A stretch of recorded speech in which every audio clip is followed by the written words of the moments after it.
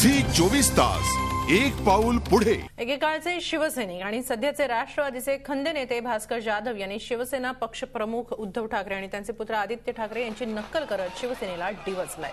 निमित्त होतं गुहागरमधल्या शिवसेना पदाधिकाऱ्याचा राष्ट्रवादीमध्ये प्रवेश। अजित पवारांच्या उपस्थितीत मुंबईत झालेल्या या कार्यक्रमात जाधवांनी आदित्य यांचा उल्लेख वासरू असा करत त्यांच्या आवाजाची नक्कल केली, तर उद्धव ठाकरेंवरही त्यांनी शेलकी शब्दात टीका केली। उद्धव ठाकरे अनेकदा भाषणात मर्द या शब्दाचा वापर करतात, त्यावरच त्यांनी एक प्रकारे व्यंग साधले। हा वाद चिघळणार का अशी चर्चा त्या निमित्तानं सुरू झाली आहे।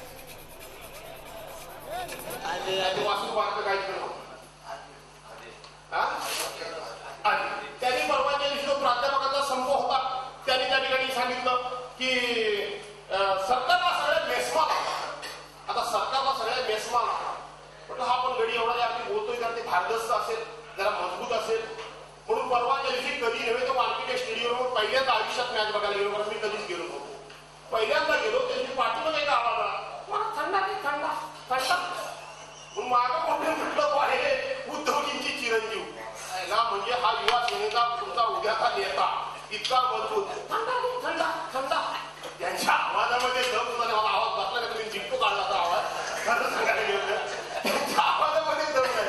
आज उद्धव ठाकरे जर पक्ष उभे राहिले तर तुम्हाला माहिती आहे बाजूला निरम मोरे असतात, ते असं हल्ली काहीतरी असं काढले नाही, बघितलं की असं काढले नाही, ते एका बाजूला त्याला निरम वगैरे हात वर करतात, बघा आहे का नाही पिक्चर। झी 24 तास एक पाऊल पुढे।